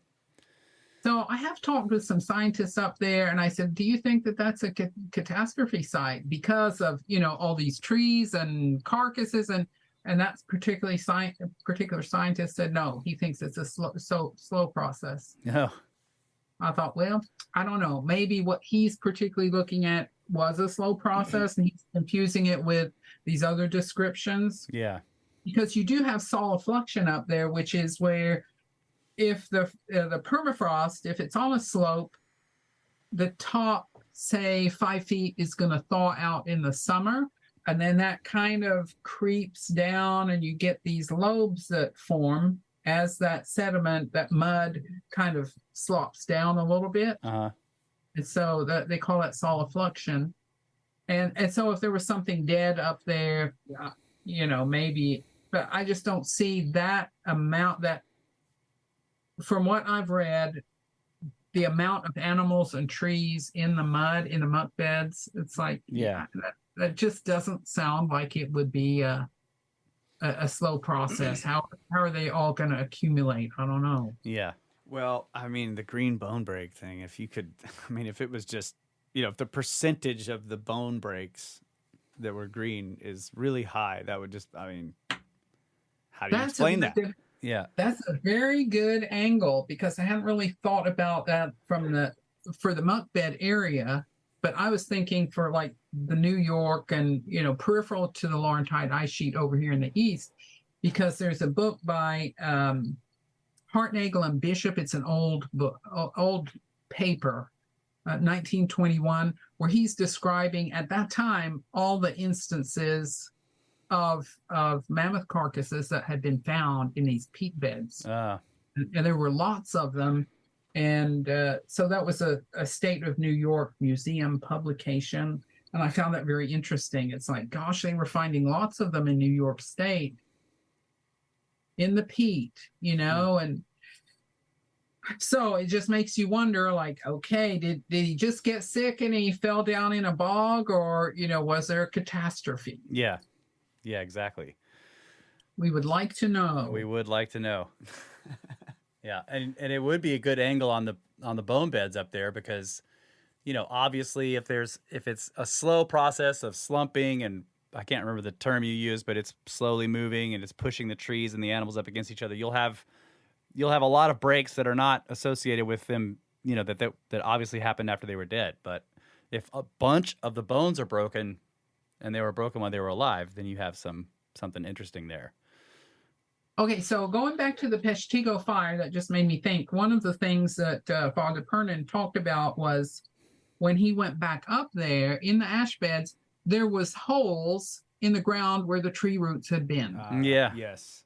And so I don't think fire is going to typically go underground and burn that tree in that time. Yeah. But what could have happened is with wildfires, you can get fire tornadoes. Mm-hmm. You can get very high winds, and maybe the trees were wrenched out of the ground. And so that could have occurred. So then when you have a catastrophe like this with all kinds of crazy things going on, you could also maybe have tornadoes happening that's flinging things around. Yes. And that would explain the trees. Why are the trees in the mix with all the animals? Because it looked like they had been ripped up and twisted around. And well, it also is kind of somewhat reminiscent of the Tunguska explosion. Like there's 600 square miles of trees, massive old growth forest trees that were just shattered. It was just like splintered up, and toppled. In this explosion that happened about 5 miles above the surface. So it's the shock wave that does it. And there are also weird potholes. Around the place. Strange There's potholes. Holes in the ground. Kind of like what you're saying. Like there was a tornado created right there. Right. It just drilled in the whole. Yeah. I don't know. It's. But if you have a mass, a bolide explosion low, like close to the surface, the shock wave hits the forest and picks up a bunch of animals, destroys a bunch of trees, and then water comes later and moves all that stuff. And deposits it in a corner or up against a hillside or a cliff and leaves it there. And then somehow it freezes fast enough really fast so that it doesn't completely rot first. And then 12,000 years later, we're digging it out looking for gold. Oh, this is the other thing. This is the other thing. In the Alaskan muck, they find what they call lenses, which are just pure pieces of ice within the muck. So maybe one of the ways is it froze is because it's just like a shaker, right? You put your ice in the shaker, maybe a little bit of whiskey, some other stuff. You shake it up, it gets really freaking cold, real fast. So if it was that scenario, it's got all these chunks of icebergs and everything in there, and it's just getting stirred up, and it's just cooling everything down really fast. Then it stops. You're saying it's a catastrophe cocktail. That's what it is. Oh, I like this. I like this with the ice in it. Yeah. Shaken, not stirred. That's right. So, yes. And then if you have soot in the atmosphere, cooling everything down, and that's at the, North Pole. So here's another idea that I have discussed with one of the members that was attending the Cosmic Summit. Perhaps we had a rapid true polar wander at the time of the Younger Dryas impact hypothesis. Yeah. Yep. Where maybe, does it make sense to have an ice sheet growing on the side of the planet and Siberia was ice-free? No. It would make more sense if the North Geographic Pole was maybe at the center of Hudson Bay or on Greenland. So you rotate that up. And now you have such an impact that it throws Earth off of its out of kilter, and it spins around some. And so this would be a hard thing for you to argue as a scientist, because it would be difficult to find the evidence for that. And it's rotated, not quite that much. That the way we reestablish if there's been polar wander, true polar wander, or apparent polar wander is you're going to look at the where magnetic North Pole is using paleomagnetic techniques. Yeah. But the problem is North Geographic Pole is not in the same place as the magnetic pole. Yeah. the magnetic pole, right? Yeah. So the magnetic pole is going fairly rapidly towards Siberia and is not at the geographic pole. So now if you're trying to determine, okay, we're going to use the magnetic north to determine where geographic north is, well, they're not in the same place. So it makes it hard. And why is it not in the same place? Did something happen that, did they used to be close together? Yeah. Yep. So that's just another interesting rabbit hole to go down. I agree very much. Yes. And there's some evidence that's pretty compelling, like that there are fossilized or remnants of trees that do not grow above a certain line, and that we find them in the Arctic area where they should not be able to grow just purely because of the amount of sunlight that they get. Yeah. They do not grow there. So why? Right. Somebody posted on Facebook this black and white picture of a tree, and he said it was 4,000 years old, and the tree rings were fairly wide, meaning that it was warmer climate. Well, what's it doing on the north shore of Canada up there close to the Arctic Circle? Yeah. So I'm not really sure what was going on with that, but it's like, that doesn't really make sense. So I think there's folklore and folk legends, just like the flood myths that support. Han Klosterman, who was one of the co-authors on the Firestone paper, he was telling me that there was a lot of folklore regarding a pole shift. Yeah. So that's intriguing, but as a scientist, it's like you've got to be able to test things, and you can look to that for suggestions on maybe a direction to take your research in, but then you've still got to be able to test it and build a case for it, and and then typically scientists are going to ask for the mechanism. What's the trigger? Just like with Alfred Wegener. Yes, that made perfect sense that North America and South America fit very well with Europe and Africa, but they poo-pooed that. It's like, oh no, even though you've got fossils that match on both sides of the Atlantic, we're not going to believe that, because how on earth could it happen? And then later, Maurice Ewing and his group figured out seafloor spreading, and yes, there's your mechanism, but before that, they wouldn't accept Alfred Wegener as like very sensible. I mean, he had a very good idea, but because he couldn't explain how it happened, they wouldn't accept it. Yeah. Yeah, we went through Hapgood's Path of the Pole book. He does the same thing. He kind of just goes through and he's like, okay, so here's evidence that may support this idea of of some kind of pole shifting. One of the ones that was really interesting was like conflicting bands of climatic evidence, like where basically in you have like certain kinds of sediments are deposited where the climates are a certain way, and those are set up in bands, defining like the equator and like northern and more southern latitudes. And if those are rolled over in ancient rock, then it seems like maybe that's pointing to a different axis, right? Yeah, so the bands are slanted. They're not they're not where they should be. In older rock. Yeah. And that there's multiple different levels of this that have been defined. And that's just one of the things. The whole book is fascinating. We went through the entire thing. There's a lot of stuff in there. I'll have to look at that. Yeah. Path of the Pole by Charles Hapgood. Really good book. It's outdated. He wrote it in the 60s.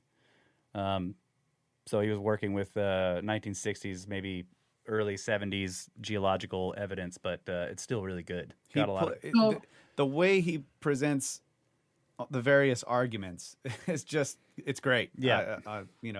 Some of it's outdated, but it's just really good. It is really good questions he's asking. Yeah. So was he saying that, so geologists believe that initially the sediment is laid down horizontal, and then at some point it could be, once it's lithified, it could be tilted up. Or... No, this is like take the entire Earth as it is right now, and you can define the equatorial band by its types of sediment, the way the rock is formed, because it's equatorial, and then above that, that you got the temperate and the Arctic and so on and so forth. And older rock, sometimes those bands are turned to the axis now. They don't align with it. In other words, the rock's not tilted itself, but it looks like the equatorial band is in a different place. Yeah, the climate that would be at the equator is actually slanted to 30 the degrees to current the equator. current equator, yeah. Uh-huh. As you go around the world looking for this, this temperate zone, Yeah. it goes up north and then down too far south. It's weird. Yeah, and so people, when we were going through the book, people have pointed out that he was talking about this, I think it was just before, it was when the argument about tectonic drift was being had, right there. Yeah, because that one, it hadn't been established yet. Yeah. So people are saying, this has been explained by drifting continents at this point. Because he talked about, how have there been ice ages in southern India and, stuff like that, places where it's really hot. People are, he was quoting these scientists talking about being in Africa in the heat, looking at evidence of ice sheets, and how they're just like, how is this even possible? And the ice seemed to have been flowing in the wrong direction as well, flowing south towards the equator in these southern areas. So yeah, he just, there's a lot of interesting stuff in there about pole shifts. Well, and it depends on if that's like hundreds of millions of years ago, maybe. Yeah. But if it's recently, so what you could look for is paleodesert evidence. So right now, deserts occur, I think, 30 degrees north and south of the equator. They also occur where you've got cold upwelling currents, such as off of the coast of Peru. And so if there was that kind of rotation, if we dug down, would we find like evidence of deserts? Latitudes, if it had shifted, so if we put Hudson Bay at the North Geographic Pole, now where would 30 degrees north and south be of the equator? Yeah. And could go to those places and look for evidence of past deserts. More drilling. Exactly, more drilling. Let's do it. Dang it. So, that's a great idea. Yeah, and that probably 6,000 years ago, the Sahara was green, and so that's another mystery right there. Yes. So when you're looking for paleodeserts, it's like, but wait, why was the Sahara green and now it's not? Yeah, it seems to have formed relatively quickly for such an enormous feature. Yeah. Well, if you deforest, that can help contribute to aridification of an area. Yeah, it was grasslands for a long time, right? Wasn't that part of the idea, or is it supposed to have been forests? I think there was some forests, and today they do have date palms, and there's hot springs and cold springs in the desert. And they will do some irrigation with the hot springs, and they have to find a way to cool that before they water the plants. So, which is odd. It's like, so there must be some kind of magma, or maybe it's coming from deeper within the earth to have those hot springs. But there are date palm plantations, that are man-made, that in Tunisia, for instance. Yeah. It's all fascinating. Yeah. Yes, and we want answers. Yes. Yes. I need answers, damn it. How did the fish get there? How did they freeze them so fast? Right. Right. That whole thing about the permafrost has been a really intriguing question for a long time for me, because geologists think that permafrost is going to form in areas that were not glaciated. And Alaska was not glaciated. You had the Cordilleran ice sheet as well as the Laurentide ice sheet, but Alaska pretty much was not glaciated. So, and it has like a lot of permafrost. Yeah. Siberia was not glaciated, and it has a lot of permafrost. So is this either tsunami action from the impact, or the meltwater, and now we have the shaken not stirred? Yeah. I like this. Cocktail. Yes. The Younger Dryas cocktail is what it is. Younger Dryas catastrophe cocktail. We need to come up with this drink. Right? And serve it at the next Cosmic Summit. Yeah. Be drink designers. Dr. Ballard, thank you so much for coming on the show. This has been great. Tell us tell our audience where they can find your thesis. You said it was online, right? Archive.org. So you can, so for my master's thesis, you can just search on Joanne Ballard, Lateglacial, Michigan. It usually comes up. That's University of Cincinnati. And then I may have it linked on my ResearchGate site. So I'm on ResearchGate. So if you go to ResearchGate and look for Joanne P. Ballard or Joanne Ballard, Younger Dryas, you should be able to find me. And if you look under some of my publications, some of it is just like I made a PowerPoint of my findings on the Dutch sites. So there's some nice pictures of some of the things I was seeing underneath the microscope. And the sponge spicules, the significance of that is it must have been like a stagnant environment, because sponges like shallow water. They like, so it's going to have to be a moist environment for sponges to be living there. So it would have been subaqueous for the sponge spicules to be there. And it was at all 4 sites that I studied, there was sponge spicules. So it's like, seems like it was similar conditions over a large geographic range. Yeah. So ResearchGate, you probably are going to be able to find. Okay. Can you email me with some links and I can just put them in the show notes for people? Yes, that would be sure great. Can. Okay, awesome. Right. That'll be great. Well, this has been a fascinating conversation. Thank you so much for coming on the show. We really appreciate it. Yeah, thank you. Thanks for having me. It's been great.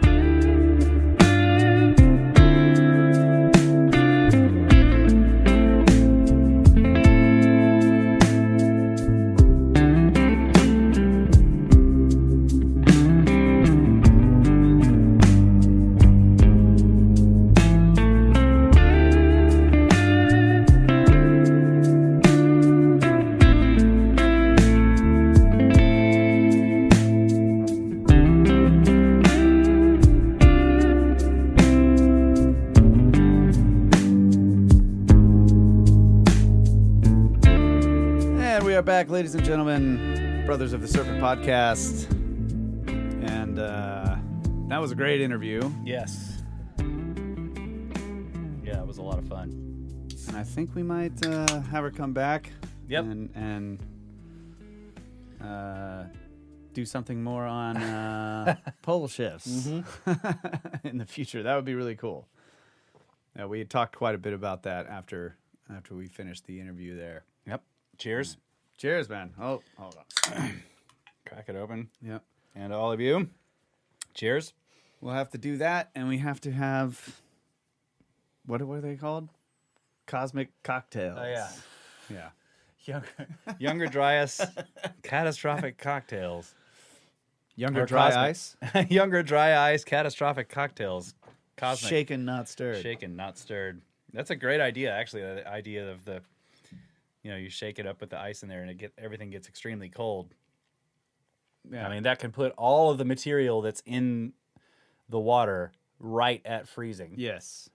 Which would begin the preservation process instantly. And once it's refrigeration, right? Yeah. Once all the motion stops, then it can actually crystallize. Right. Yeah. Big thanks to the Watcher. Yep. For hooking it up the whole show, throwing things in the chats, helping us find the info we're looking for. We didn't bring him on in the first segment because we had Dr. Ballard on, so we can bring him on now. Watcher, why don't you come on and say hi to everybody if you can? Yeah, absolutely. I mean, fantastic episode. Yeah, that was great. And you've got somebody who's obviously, looking at things through the same lens, but applying the scientific method to it out in the field. Yeah. Super, super cool. Yeah. And this is one thing that I noticed about the people, the scientists who came to the Cosmic Summit, is that they all seem to be that type of thinker. They don't just reject an idea outright because it's like, that's, doesn't match the standard model. It's like, well, we don't know the answer. We need to look. And Yeah. is there a way to support it or to refute it? You know, falsification, that kind of thing. It was very refreshing. Yeah, it was. And they're like, maybe we mentioned this before, but was it Moore, Dr. Moore, who gave the toast? Yes. We had a dinner at the end where George took all the presenters out to dinner, and Moore stood up and did the old school like rings on his glass and then gives a toast, and he toasted everybody there and the people who George and his wife who put the whole thing on, but he also at the end toasted the entire audience, like everybody who came, saying like these people were here, they were engaged, they were very interested, like he was. And I heard him talking in the green room about just like how awesome it was to stand up in front of a non-academic audience that was so interested in what he was saying, and all the other people, he was like, this is great. Yeah. Like I've given presentations in front of colleagues and other scientists or whatever, and that's one thing, but to have just a normal audience out there who want to ask you a million questions and they're really interested in your subject matter when you're really diving into some strange details, microspherules and proxies for impacts or whatever. So it was warm and fuzzies all around. Yes, and they got some of them got some pretty wacko questions, and they handled it beautifully, right? It was just very patient, some of the questions they got, I was just like, oh my God, how is he going to handle this? And he was like, well, actually, if you look at this particular kind of data, you get this interesting thing. And he just turns it into whatever he wanted to talk about. It was really cool to see how the whole thing went. Yeah, and the first was Mark the first presentation? Yeah. Okay, so Mark Young gets up there and does his presentation on the Younger Dryas and like what is all the data, what is and the Younger Dryas impact hypothesis, right? And it's just like charts and graphs and all this stuff. And when he finishes, Joanne comes up there, joins him, and then there's this huge question and answer session, and they knocked it out of the park. That was basically the opener. Yeah. And it was Micah Hanks and then Mark. That's right. Yeah. Micah Hanks started out with the debrief. Yeah. In terms of the scientific discussion, that was the first one. Yeah. But yeah, that Q&A session was awesome. Mm-hmm. Yeah. And so, we were like, wow, we need to get her on the show. Yeah. And Mark is great. His presentation, I mean, like, the dude's deadpan, he's just delivering this data. He's doing it perfectly, but he, like, nails these jokes. Yeah. They come out of nowhere, because he's just, like, he's up there, he's very proper. He's like, a slide comes up with 15 graphs on it. He's like, so it's very obvious when you look at this data that all, and I'm like, I don't know, bro. But then he's dropping these jokes in, had the whole place laughing. It was great. Yeah. And then, the question and answer sessions, which we were told, and, I agree, we didn't have enough of that. There wasn't enough time. And then George complains like, well, where am I going to get the time? Yeah. Yeah, well, he worked really hard on the schedule, and it was tough for him. I could tell. No, he's like, is this too short of a time for people? And like, I want to get he wants to get everybody in there, but then he's like, I have to limit it to this 2 days. 2 days, yeah. I'm not saying that he was like his reaction to like is right. He's like, I have all these people, I have a certain number of hours in the day, I don't want to exhaust anyone. So like you need to give the presenters enough time to give their presentation.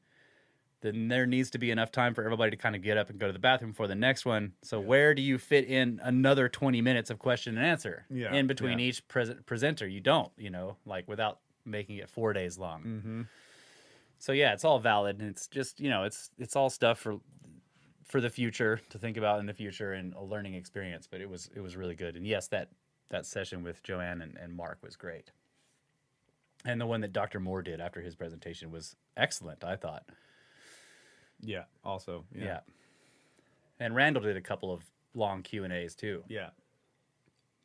And there were 2 microphones on either side of the big auditorium hall, and there were lines at both of them for every Q&A session. And then the big panel that they had up there at the end where everyone was up there except for me and Chris Cottrell. There were lines at them too to ask those questions, and then they were also fielding questions from the live stream. So it was cool. Yeah, I think for the time and all things considered, it was really great. It was really good. And one thing about She says we should get Bill Napier on. I'm like, yeah, we should. I'm like yes, I would love to have him on the show.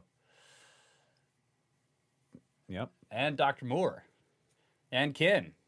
Yep. You think we can get Ken on the show?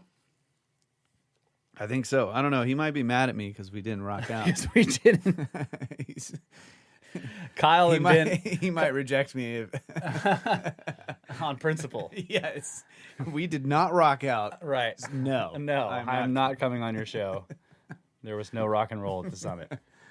Yeah. I would have to accept that. It's unacceptable that we did not rock out. Kyle and Ben and I all brought our instruments, lugged them through the airports and everything, and we never took them out of the cases and played. Know. Yeah. There just wasn't time. Never the right time. Yeah. All right. Well, the one thing I'll just say this real quick. The last thing I want to say about Joanne, just listening to her talk about, how she got started and then the various different interests that she had, and like, I just I have a lot of respect for the fact that like she sees some interesting aspect in this field. She's like, I'm gonna go to school, get the degree, boom, start studying. Yeah. Like that. That's freaking awesome. Yeah. And now, as she learns more and she sees like, okay, here's this wholly other thing that we could look into. It's like, Yeah. I like that as opposed to like you go get an education into one field and you just stick with that the whole time. Yeah. Right. And whether it applies to this or that doesn't matter. It's just, so yeah. this And is then like, she also tries to like, what does she say? Like you get an advisor that's a specialist in this, or you find out that somebody who's really good at this thing that you want to be able to do, you go and just like spend 2 weeks with them learning their processes. That's so cool. That's what I'm talking about. It's kind of, I love learning about that process that Yeah. I don't know. And the way she approaches it is just, that's great to me. Yeah. She wanted to do core drilling, so she went and spent some like 2 weeks or a month at this lab so she could learn how to core drill. Mm-hmm.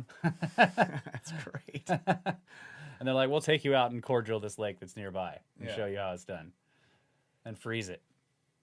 Yeah. It's almost like, I mean, yeah, it's just, it's not normal. I mean, maybe it is normal, but you don't hear about that too much, right? Yeah. It's like you have a specialty and that's what you do. Yeah. Well, being interested in like this particular mystery, Yeah. well, there's all these various aspects to the mystery. So like, Yeah. I'll get a degree in that. I'll go study under this person. I'll Mhm. work with these people, and then as you learn, you realize, oh, well, here's an unanswered question. Yeah. We'll have to do this, and we'll have to go to this place, and I'll have to get this person to come with me. Yeah. I think that's great. I love that. Yeah. I want to go, and we need to drill. We can do the drilling. We've never missed a target depth, right? We can be Bruce Willis in this scenario. We'll drill for you. All right. So, what's next?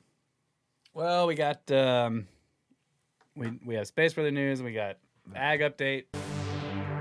We'll do Space Weather News from spaceweather.com, which is AI free, by the way. CME impact sparks geomagnetic storm. A minor G1 class geomagnetic storm is underway following the impact of a CME on July 25th. It is unclear if this is the early arrival of a CME originally expected on 27th or a completely different CME which was previously overlooked. That's interesting. You can have a totally overlooked CME. There's also another story in here about a comet, but it's really long. I'm not going to read it. It says it was shaped like the Millennium Falcon. So Hey. it's the fastest hunk of junk in the galaxy. Current conditions, solar wind speed is 485.8 kilometers per second. The density is 2.46 protons per cubic centimeter. Current sunspot number is 137. The neutron count today is minus 1.7%. And the KP index right now is 3.67, which is just at the top of the quiet range. 24-hour max was 4.67, which is unsettled. That is your Space Weather News for the week. All right. Ag stuff. You So, guys had an explosion. Yes, I had an explosion. I thought I talked about that already. Did I not? Did you? No, maybe not. Maybe you did on the live show. Yeah, we're very close to. We're in the middle of harvest. We've harvested two. Well, in a way, we just harvested the Merlot, which is a small, Small tiny batch. little piece. But basically, every couple of days, I have to go systematically through the vineyard, through the various different blocks of grapes, and take berry samples. And when you're doing that, you don't want to bias the sample by looking at the grapes and maybe you don't pick the green ones, or you don't, maybe you don't pick a raisin or something. Yeah. So you try to, I just do this thing where I take 5 paces. You don't want to pick off of the end of the row that's got more sunlight than the vast majority of the grapes that are being shaded by the row next to it, or the vines next to it, or the canopy over that side. Kind of a blind sample from. Yeah, so you take 5 paces in, you go to the right side, you reach in, you find a cluster, you pull one off the very bottom of the cluster, you pull one off the side, you pull one off the top or the shoulder of the cluster, throw it in a bag, go to the other side, do the same thing, take 5 more paces and do that. And in a block, 1 acre block, you might have 8 to 11 rows or something, just depending on the length of the rows. And so I'll try to do at least 2. Two So rows. I'll walk down to the end and I'll go over 4 or 5 rows and come back. Yeah. If I have people helping me, maybe I'll do 3. It takes time. So put those samples in a bag, go back to the lab, blend them up or crush them, get the juice out, put it in a centrifuge, get the solids out of it, and then measure the sugar, and then measure the pH and the pH and the total titratable acidity. Yeah.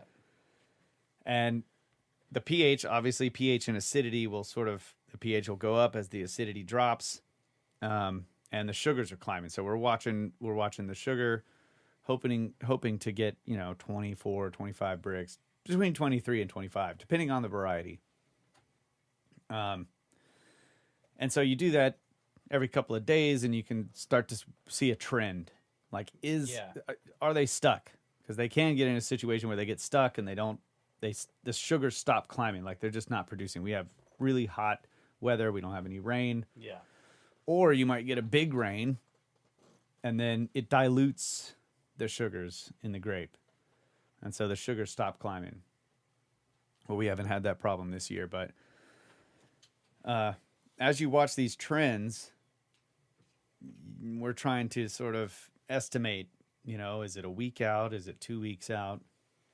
So it's looking like we might be picking in a week, maybe 2 weeks. I don't know if we can make it 2 weeks. Some of the grapes are starting to shrivel. And it's just so hot. And it's going to be hot for days. So, and then the vines can basically just give up. They're just like, ugh, they just can't handle it. And so then the fruit really will start to shrivel up, and then you just got to pick. It doesn't matter what the numbers are. So we'll take the fruit in. Like today, we had last night they picked the Merlot. We crushed and destemmed it, and got it into the winery. And of course, the fruit was in the winery overnight, so it was cool. Yeah, it had cooled down. So we measured all that same stuff out of the must, and then which is all the grapes and the juice and everything together. It's called the must. It was really nice. Yeah. 25 and a half bricks, which is percent sugar, 25.5% sugar, and 3.75 pH. Yeah, so we added a little bit of grape acid, tartaric acid, brought the pH down, brought the titratable acidity up. 7 grams per liter is what they say is optimal. And then we hydrated yeast, threw it in there. We'll come back tomorrow and see if it's taken off. Yeah. And then for the next 5 or 6 days, probably it's a small batch, so it might take 7 days or 8 days. Yeah. To ferment to dryness, where it consumes all of the sugar, and we should be at an alcohol percentage of like maybe 14. Yeah, and Something. it'll make about a barrel and a little bit of change. Yeah, so 70 gallons. Yeah. Probably. So that's where we're at, and I've been ordering yeast and nutrient and trying to round up where I can find enough harvest bins to handle. I think we're going to have between 20 and 30 tons this year of grapes. That's a lot. Yeah. So we're getting close to our target, which is going to be like 40 to 50 tons a year. So, yeah, that's where we're at. That's right. God dang, it's hot. It is. What else? I'm sorry. I have to admit, I haven't really been good on the news stories. I'm just. That's okay. You I think know. we're basically done. What about we got producers? Oh, that. See, I'm not even doing my job over here. And I know a couple of you have emailed me asking for the 1UP box address. I will get back to you on that eventually. Just give me some time. I'll get to it maybe this weekend or we'll see. But yeah.